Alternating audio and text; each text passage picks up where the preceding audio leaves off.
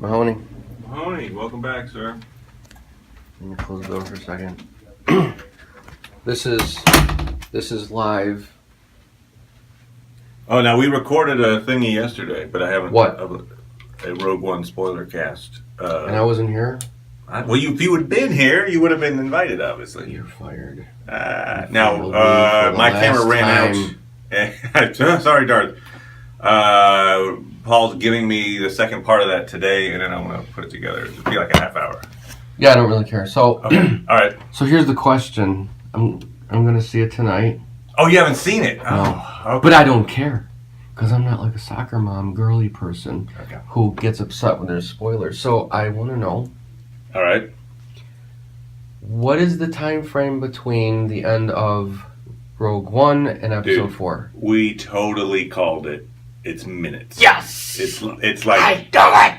Literally, probably like 5 minutes. Like, less than an hour, for sure. Sweet. Yeah.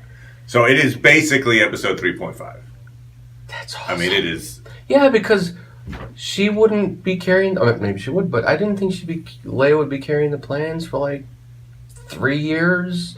I could see how they would make it that way, though, right? Like, gotta go into hiding, gotta rebuild the rebel base, gotta get more recruits to fight the Empire. It's gonna take a year. I'm hiding it for a year, but exchanging hands, you know? But that's... They show it exchanging hands, but it gets to her, and then... Dude. I mean, I'm spoiling, but whatever. Ship takes off, and Darth's, like, watching the ship go, and it's like, all right, let's go, basically. And Sweet. Cut credits. Yes. So, I mean, it's like, literally, if you just took the ending credits off, you could pretty much just, boop, stick it together. You know what? with I episode think I 4, might want to do that, and just have, like, an actually. extended movie, basically. When it comes out, I think I might want to edit it like that. Just to make it seamless, dude. That's awesome. I'm going to do that. I mean, it's a good movie. Yeah? Like, FYI, it works. Okay. Better than Episode 7? Yes. I think this one feels like its own movie, and it's definitely a different feel. I mean, it's a war movie. All right. Very good. Does it... This is hard to say because we're not kids anymore, but does it have the Star Wars feel? Theron said no. Okay. Now, he still loves this movie, but he That's said hard it to didn't have that capture. feel. That's going to be hard to capture, though. Yeah. A couple of reasons. One, it doesn't have John Williams' music, although it does bring in some of his music at certain spots. You're like, oh, yeah! But for the most part, it's like, it's fine. The music isn't bad. It's not like, oh, jeez. But it's not John Williams. Is R2-D2 in it? Cameo. C-3PO's in it? Chewbacca's in it? No, not yet. Chewbacca's not in I it. thought maybe he'd be like somewhere in the background. No, they put in R2-D2 and C-3PO because they wanted to, they keep the thing. They're the only characters that show up in every movie. Right. So was Leia in it? A young Leia? Yes. CG stuff or? It's CG stuff. Okay. They didn't get another. Like they didn't have like the CG is not perfect, but whatever. The ending is great. I mean, like she's at the end. They just didn't have like a girl in a dress shot from behind. Oh, there she goes. No, and because they start that way, they start with she's got the white thing, and it's just the back of her head. Yeah. And you're like, that'll do. Yeah. But no, she turns around. It's like full face. Neat. She delivers a line, Good. and then that's pretty much she had like the last line of the movie, I think. Awesome. So we were right about that too. We called it that they'd hand it to Leia. Well, see, we're good. We should be on the writing crew. I know we should be on the writing crew. We were right about a few other things too. Again, spoilers here, but do you want me to jump in on what we were right about or no? Yeah, go ahead. All right. So we were right that Galen, or Jin's dad, built a flaw into the Death Star intentionally. All right. Kind of knew that. We kind of knew that. And we were right that everybody dies. All right, man, look at that. That's awesome. Yeah. I mean... Not for them. I know, it's not for that, but, like, kudos to the directing team for having the commitment to do that, right? I mean... Yeah. It serves the movie well because it shows, like, the stakes involved. And you know what? How much more... I mean, I saw the end of episode 4 because our neighbor came over. She watched episode 4, so I caught the end of it because I was out. But anyway, I remember as a little kid feeling the crazy pressure as Luke stormed down the trench. Like, Oh, sure. no pressure, you're the last one, and there's 3 guys on your tail, right? Now you add Rogue One into the mix, and oh my God, the pressure. I know, exactly. You see all the things that had to go right Yeah, to get to that moment, that and moment. it's insane. There's even a great moment that you will appreciate, fans will appreciate. They have Red 5. Red 5 dies. And so you're like, oh, now we know there's a position. Like, we know how Luke becomes Red 5 because that particular guy in Red Squadron was killed off in this in the final battle. Oh. So it's like, Red 5, where are you going? Or something like that. Like, blah! And so it's like, oh, we have an opening. I'm surprised that they would not just retire that number like a jersey. Like, You're retired. don't want Red 5. No, you can't have. How about 5? Can't have that one. Nope. That was someone That who's was no longer with us. Whatever. You know what I was thinking about this morning, just off kind of like the side? When the guy with the mustache, was it Biggs? I think it was, in episode 4. He's like, pull up. No, I can't. Pull up. And then he goes, eject? He says eject to the guy who's getting killed by the TIE fighter. Oh, Pull up. Like, in other words, they could eject, theoretically? Yeah. Pull up. I can't shake him. Pull up. Because he's in outer space. Yeah. And they don't have space suits on. No, exactly. So it's like, eject? And then what? Then freeze to death in space and land on the crash into the Death Star. Yay! And then if you did survive and you had a little mask, you're watching your guys fly by overhead. They're about to blow that up. So you're not fine. I mean, eject for what? You're going to be screwed. Just stay in. Just stay in. What do you do? Do I get 10 more minutes of living? Now, on that note too, this was also pretty cool. They used footage from episode 4 of Red and Gold Leader. So those guys show up in this movie because, again, this fight on Scarif is happening like a few days, weeks before the attack on the Death Star. So right. Obviously they would be there. And so they have Red Squadron, Gold Squadron, and Blue Squadron. And so they're like, Red Leader, Gold Leader, and you see them, and you're like, oh, it's the guys.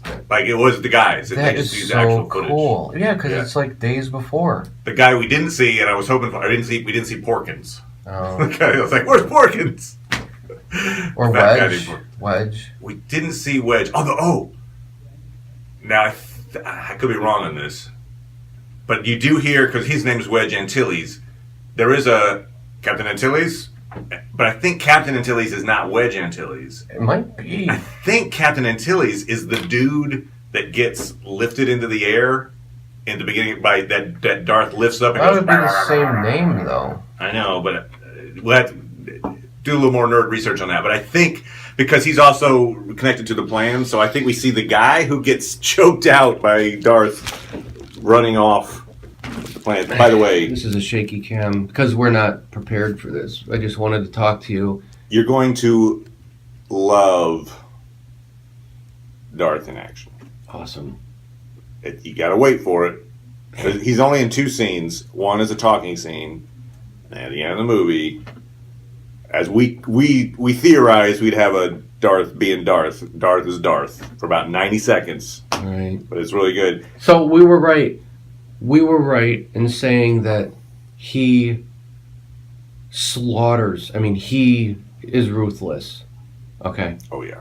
All right. Yeah. Now the one thing I didn't foresee he's is pissed. Yeah. He wants the plans. He wants plans. I mean, here's him. Okay, his mom was killed. His girlfriend and wife was, well, dead because of him. Whatever. Anyway, he destroyed that relationship, ruined his marriage. His kids were taken from him, or he thinks they're dead. So I feel bad for him. Now, the only thing he has left is what he always wanted. He is the leader, and these guys come and steal his plans. Yeah, I'd be pissed. Another cool moment. I told you there's 2 scenes. So there's him killing everybody, but there's the talking scene takes place in his, I'll call it a castle. It's like Barad-dûr, the Dark Tower. Anyway, he's got this castle, basically. It's not on a ship? Not on a ship. Huh. He's on. It doesn't say it, but it's pretty clear. It's on Mustafar. It's the dark planet with all the lava going on. Really? So, like, dude made his house at the site where he got his axe kicked by Obi-Wan. Wow. Okay. That's pretty insane, right? I mean, Yeah. like his window probably looks out and he goes, "Yep, that's the spot. Yeah. That's where I got cut in half. That's where I stopped being human, right there." Wow. So, like, he lives there. That's pretty insane. That's pretty cool, actually. Is there any reference to Obi-Wan at all? Just a little Yeah. one. Well, that's cool. Yeah, they have Bail Organa. Jimmy Smith comes back as Bail Organa. And he says something like, "Who's our friend, our Jedi friend," or something like that. And he's like, "He's in hiding." Well, wait a minute. You know what's weird, though? Is like... No, never mind. Forget that. I was going to say Obi-Wan ages quite a bit from Rogue One to Episode 4, but he's not in Rogue One, so forget it. I'm thinking Episode 3. So the aging is correct. We never see Obi-Wan. Right. We just hear about it. Sounds like they bridged everything very well. Yeah. Awesome. They do a really good job with it. Very good. It's cool. I wish they would have kept the AT-ATs looking like they did in Empire, because they seem more blocky. Yeah, now they have different names too. They're not quite AT-ATs or like ATCTs or whatever. Okay. So they're slightly different designs. Yeah, I guess in the matter of like 3 or 4 years, they may have changed the heads slightly or something, but whatever. Here's one thing that was surprising. So much of the trailers, like, obviously, okay, you go to a movie and you're like, "Oh, I remember that line from the trailer," and then sometimes that line isn't in the movie. That happens. Right. This one, like, I don't think I'm over exaggerating to say like maybe half of what's in the trailers is not in the movie, and I think it's because they talked about doing those reshoots. They were like, "We reshot 40% of the movie." I think they reshot a ton of this movie. So anything in the trailer is not in the film? Not everything, but yeah, a lot. I could start counting off the number of things that aren't in the movie. The blind Chinese guy who... Yeah, he's in the movie. No, I mean, but like he goes after the stormtroopers, that scene that we saw with the stick, that's in the movie? That's in the movie. All right. But like, for instance, like, the line I'm glad they cut, because I thought, oof, but is the... We rebel? Yeah. There's a rebellion, isn't it? I rebel. It's not in there. It's not in there. I was like, oh, thank you. Good. But that's not in there. But Saul Guerrera's kind of cool monologue isn't in there. Where he's like, "What will you do when they break you? Like, what will you become?" Like, that's not in there. Well, that's all right. Yeah, I mean, it's fine. The choice, obviously, it's a good movie, so they made good choices. Like all the shots of like Jin running through a hallway with the plans, and then running out on the beach with the plans. Oh, here's one that stuff's not in there. Here's one that I'm going to call. Tell me if I'm right. I think I am. The scene in the trailer where I think it is she, is running onto a platform in clouds or whatever, then a TIE fighter rises up and meets her. It's a good guy in that ship, right? That ship isn't even in there. She's on that platform. The ship isn't there. Now, what? I heard this, and I can't verify it, but I heard that actually that wasn't cut. That TIE fighter was added for the trailer. Like, whatever company was designed to make trailers, supposedly, they're like, "Oh, there's a shot of Jin running on the platform," which she is in the movie. Yeah. And they were like, "Well, it doesn't show enough tension because we don't know the context. Well, we'll put a TIE fighter in there." So it's like, that seems really weird to me if that's true. I don't like that idea. It'd be like if a building is falling and it's a Superman film, you're going to show a quick clip of him rushing in from underneath and struggling to lift it to save the people. But in the movie, it just falls. He was never there. Right, or you just show Kermit the Frog all of a sudden. You're like, why is Kermit in this thing? No, he's in it. You should go, because there's Kermit the Frog's in there. Story. It changed it quite a bit. Yeah, so no, I thought the same thing. That maybe it's a friend coming to help, but that TIE fighter does not exist in the movie. Does Luke's lightsaber, his father's lightsaber, make any appearance? No. Now there is Darth does light up his red lightsaber. Right, because he lost his blue lightsaber somehow. Did Obi-Wan take it? Did he take it in Episode 3? Yes. I can't remember if the camera showed him pick it up. It does. Okay, all right. It does. Yeah, it's actually one of the things that people talk about is like, dude left him burning and like stole his lightsaber. Like, I love you, man. Anyway, bye. like kill me. Nah, I'll let you die slowly and horribly, and I'm gonna take your lightsaber. Anyway, bye. I'll give this to your kid one day. But yeah, he does. He takes it. That's how it leaves. Okay. Mustafar. That sounds like a great film. Yeah, I'm gonna see it tonight. Yeah. All right. Well, enjoy. Because I'm gonna go again because it's very good. You know what? I'm gonna go again too, but like this to me feels more like Star Wars because Vader is in it, and James Earl Jones is doing the voice, and it's the original Stormtroopers. That's really nice, and the original TIE Fighters for the most part. That's really nice, and the Death Star. That's great, and the X-wings. It look the same as they do. It's Star Wars to me. And I'm not knocking it, but Star Wars to me is not... I realize people get old, but like we said, an old Han Solo, an old Carrie Fisher... without Luke, I mean, I get it. They got to do some kind of a storyline, but Star Wars is not Star Wars without Vader in it. And I know things have to change. I am so glad they made Rogue One. Because remember I said like a couple years ago, he's got to put, if he's alive during that time frame, you got to stick him in there, right? I said, let's have a movie about how the rebellion started. Let's have a movie about the plans and the things. Well, they did it. This should have been episode 3. Yeah. And 3 should have been 2, and 2 should have been 1. That's how I'm saying. And 1 should have never existed. Back them up. But this is great. This is very good. I'm looking forward to it. It was very, it exceeded expectations. And the Emperor was in it? He is not. They refer to him. They don't show him. Okay. All right. They just talk about him.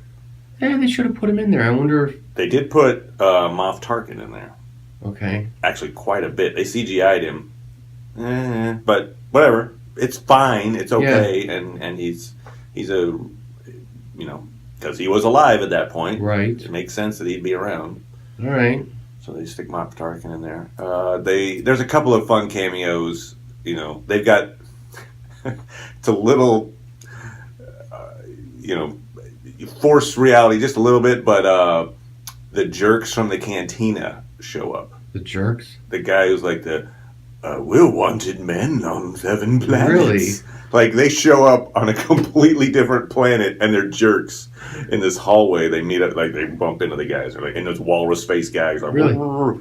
But so, like... That's cool. Anyway, it's fun. Like, I like those fun little things that they tie the movie in with. But you start thinking, like, where did those guys... Because they're, like, hours away from the planet being destroyed. So they're like, they had to get off this planet, then go hang out in Mos Eisley, but... Whatever, it's possible. Yeah. Anyway, so this is kind of cool. They brought him in. It's really neat. Yeah. That was cool.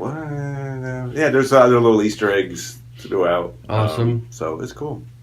Very good. Yeah, you're going to have a good time, sir. Awesome. Well, thanks, man. Yep. Telling me I don't mind it being ruined. All right. It's been ruined.